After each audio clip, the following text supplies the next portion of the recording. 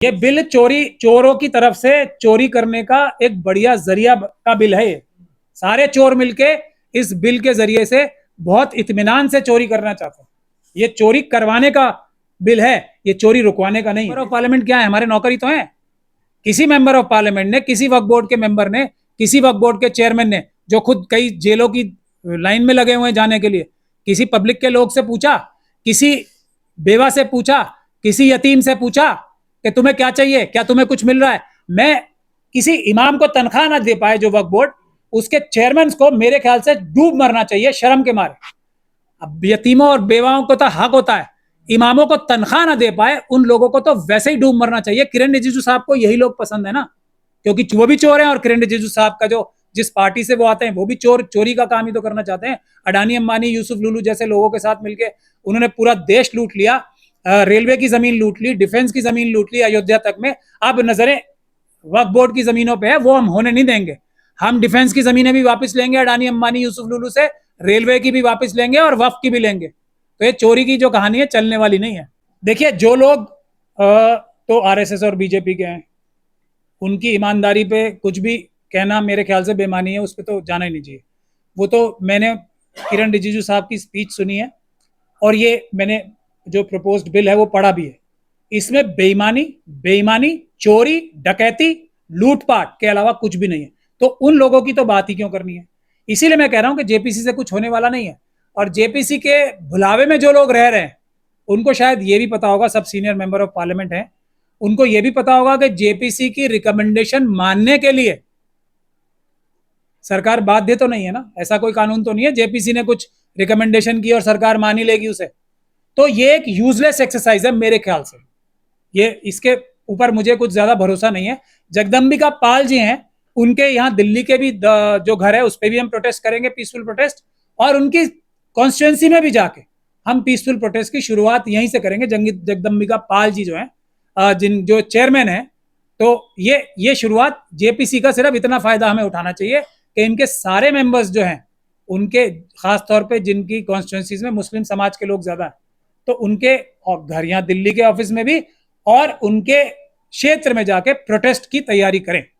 और जो लोग हमारे साथ हैं उनको, हमारा मेंबर ऑफ पार्लियामेंट तो बहुत बड़ी ताकत होते हैं ना, तो उनको जो हमारे पीसफुल प्रोटेस्ट होंगे, और हम जल्दी, ये भी मैं आपको बताना भूल गया, जंतर मंतर पे भी हम एक बड़ा प्रोटेस्ट का ऐलान करेंगे। उससे पहले हम एक, ये भी मैं बात, बहुत बहुत शुक्रिया, ये भी बताना चाहता हूं मैं, हमने एक बहुत जल्दी अगले महीने हम एक पूरे देश से वक्फ के जो समझदार दानिशमंद लोग हैं उनको बुला के हम एक वाइट पेपर तैयार करेंगे। और प्रपोज्ड बिल हमारा जो होगा, जो आवाम का, मुसलमानों का प्रपोज्ड बिल होगा वक्फ का, उसकी भी एक हम एक ब्लूप्रिंट पब्लिश करेंगे। और उसके बाद हम जंतर मंतर पे एक प्रोटेस्ट रखेंगे और ये पूरा देशव्यापी प्रोटेस्ट होने जा रहा है। सवाल ये कि जनता ने ही चुनकर भेजा है, उन एमपी जनता ने ही चुनकर भेजा है, और कहीं ना कहीं वो आवाज जो बिल प्रपोज किया गया है वो कहीं ना कहीं जनता का ही बिल माना जा रहा है, ये कहा जा रहा है। इस तरह से अगर देखा जाए तो जनता के बिल की आप बात कर रहे हैं कि वो बनाकर भेजे दोबारा से, मतलब ये एक अजीब सा मामला सा लग रहा है। नहीं, इस बात को मैंने उनकी स्पीच ध्यान से सुनी है। उन्होंने जितनी भी बातें कही हैं किरण रिजिजू साहब ने पार्लियामेंट में, शायद आप उसी का हवाला दे रहे हैं, वो उन्हीं लोगों के प्रपोजल मान रहे हैं जिनको वो क्रिटिसाइज कर रहे हैं। वो ये कह रहे हैं कि बहुत सारे वक्फ बोर्ड ने रिकमेंडेशन हमें भेजे हैं। वो ये कह रहे हैं कि बहुत सारे और मेंबर ऑफ पार्लियामेंट जो भी होते हैं वक्फ बोर्ड के मेंबर भी होते हैं। तो जिन लोगों ने ये भ्रष्टाचार किया है उन्हीं की रिकमेंडेशन पे ये अमेंडमेंट्स ला रहे हैं। तो मतलब चोर जो हैं उनकी रिकमेंडेशन, ये किरण रिजिजू साहब का आर्ग्यूमेंट है। अगर कोई मेंबर ऑफ पार्लियामेंट ध्यान से उनका जवाब देना चाहता तो उनका एक भी लॉजिक ऐसा नहीं था जिसमें वो खुद ही चकरा के गिर ना जाते और वहां हाथ जोड़ के उन्हें पार्लियामेंट के अंदर माफी ना मांगनी पड़ती। मैंने आपको एक ही एग्जांपल दिया ना, वो खुद ही तो कह रहे हैं कि इन सब ने चोरी की है और उन्हीं के रिकमेंडेशंस मान रहे हैं वो। तो ये एक धोखाधड़ी है जो किरण रिजिजू साहब ने एक एक लफ्ज कहा है, वो धोखाधड़ी की एक आखिरी मेयार जो होती है ना वो है। और पब्लिक, देखिए पब्लिक का कॉन्सेप्ट क्या होता है? पब्लिक का कॉन्सेप्ट ये होता है, मेंबर ऑफ पार्लियामेंट क्या है? हमारे नौकरी तो है। किसी मेंबर ऑफ पार्लियामेंट ने, किसी वक्फ बोर्ड के मेंबर ने, किसी वक्फ बोर्ड के चेयरमैन ने, जो खुद कई जेलों की लाइन में लगे हुए हैं जाने के लिए, किसी पब्लिक के लोग से पूछा, किसी बेवा से पूछा, किसी यतीम से पूछा कि तुम्हें क्या चाहिए, क्या तुम्हें कुछ मिल रहा है? मैं किसी इमाम को तनख्वाह ना दे पाए जो वक्फ बोर्ड, उसके चेयरमैन को मेरे ख्याल से डूब मरना चाहिए शर्म के मारे। अब यतीमों और बेवाओं को तो हक होता है, इमामों को तनख्वाह ना दे पाए उन लोगों को तो वैसे ही डूब मरना चाहिए। किरण रिजिजू साहब को यही लोग पसंद है ना, क्योंकि वो भी चोर हैं, और किरण रिजिजू साहब का जो जिस पार्टी से वो आते हैं वो भी चोरी का काम ही तो करना चाहते हैं। अडानी अंबानी यूसुफ लुलू जैसे लोगों के साथ मिलकर उन्होंने पूरा देश लूट लिया, रेलवे की जमीन लूट ली, डिफेंस की जमीन लूट ली अयोध्या तक में। अब नजरें वक्फ बोर्ड की जमीनों पे है, वो हम होने नहीं देंगे। हम डिफेंस की जमीनें भी वापस लेंगे अडानी अंबानी यूसुफ लुलू से, रेलवे की भी वापस लेंगे और वक्फ की भी लेंगे। तो ये चोरी की जो कहानी है चलने वाली नहीं है। ये बिल चोरों की तरफ से चोरी करने का एक बढ़िया जरिया का बिल है। ये सारे चोर मिलके इस बिल के जरिए से बहुत इत्मीनान से चोरी करना चाहते हैं। ये चोरी करवाने का बिल है, ये चोरी रुकवाने का नहीं है। एक सवाल यहाँ पर एक पैदा ये हो रहा है कि जिस तरह से प्रॉपर्टी को बचाने के लिए खुद मुसलमान उसकी रखवाली ही उसके दुश्मन है, इसके ये बड़ा चैलेंज है। इसको कैसे मैं इस बात से बिल्कुल इत्तेफाक नहीं रखता। जब पहले बिल मजबूत था, एक मिनट एक एक करके, आपका अच्छा सवाल है, एक एक करके। मुस्लिम कम्युनिटी नहीं, मुस्लिम कम्युनिटी के चोर, फर्क देखो आप। है तो मुस्लिम ना। हाँ मुस्लिम, देखो मुस्लिम में बड़ा बड़ा चक्कर है हमारे यहाँ।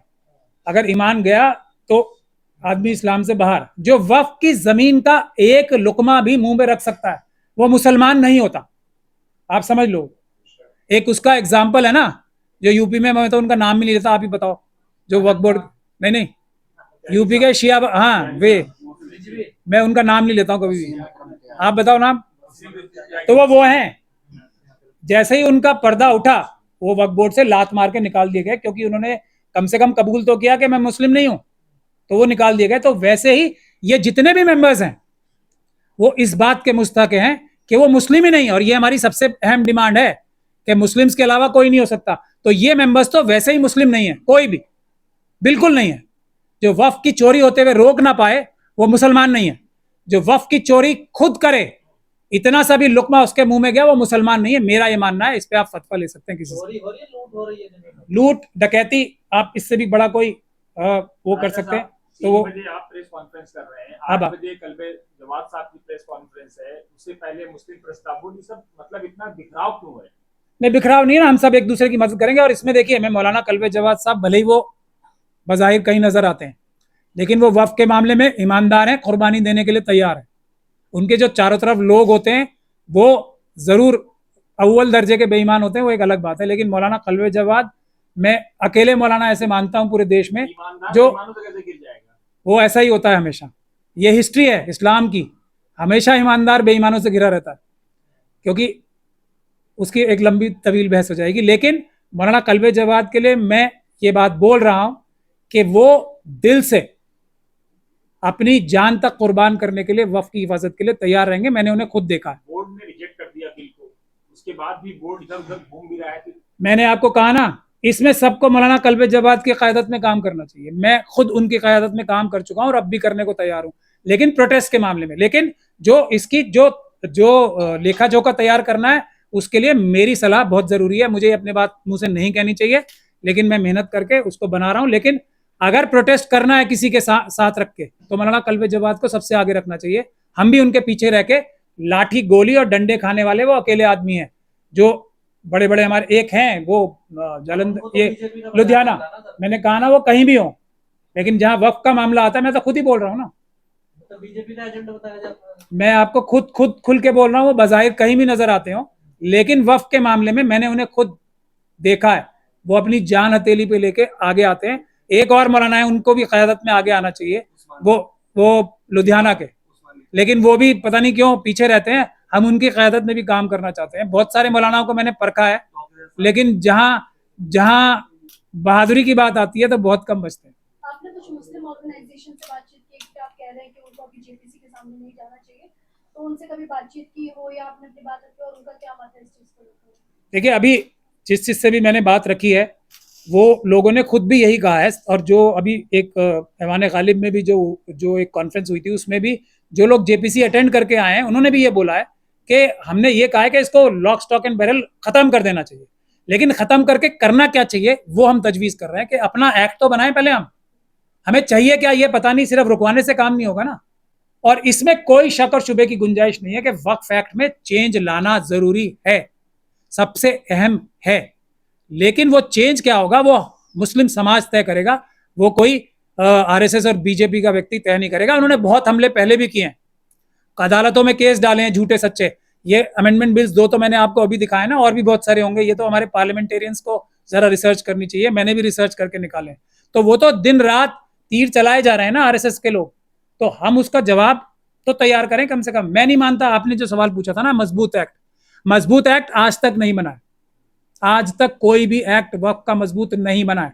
ये है कि थोड़ा बहुत मजबूती पैबंद लगा लगा के, जो लोग हमने 2013 में कोशिश भी की थी उसको भी पॉइंटेडली, और मैं ये कह रहा हूं कि आरएसएस ने इसके बारे में बहुत डिटेल में रिसर्च की है, एक एक चाल जो उस समय वक्फ बचाने के लिए चली थी उसको नेस्तो नाबूद करने के लिए उससे 10 गुना बड़ा हमला किया गया है इस अमेंडमेंट। अभी आप ये बता रहे हैं कि 2021 में भी ये पहल शुरुआत की थी, तो आपने तभी क्यों नहीं आवाज बुलंद की? ये मुझे भी नहीं पता था ना, मुझे भी नहीं पता था। ये चोरी छुपे बिल, ये इसीलिए मेंबर ऑफ पार्लियामेंट को विजिलेंट रहना बहुत जरूरी होता है। ये तो मैं अब जब ये एक्ट आया मैं भी रिसर्च कर रहा हूँ ना, और कितनी मेहनत लगी होगी मुझे ये पता करने में बातें कि ये एक नहीं 2 बिल पेश किए गए। उसके बारे में क्या पब्लिक डोमेन में जानकारी है कि 1913 और 1930 का जो मुसलमान वक्फ वैलिडेशन एक्ट था उसको रिपील करने का भी साथ के साथ लाएंगे, इसके बारे में किसी को पता है अभी तक? देखिए तो ये पब्लिक डोमेन में आई नहीं बात। तो मैं तो क्योंकि पार्लियामेंट के अंदर नहीं हूं ना, मेरी लिमिटेशंस हैं, लेकिन हम तो ज्यादा मेहनत करके चीजें ला पा रहे हैं, लेकिन हम लाएंगे भी। लेकिन अगर मेंबर ऑफ पार्लियामेंट कुछ मेरी मदद करें तो हम इस बिल की पूरी तरीके से झूठ की धज्जियां उड़ा सकते हैं।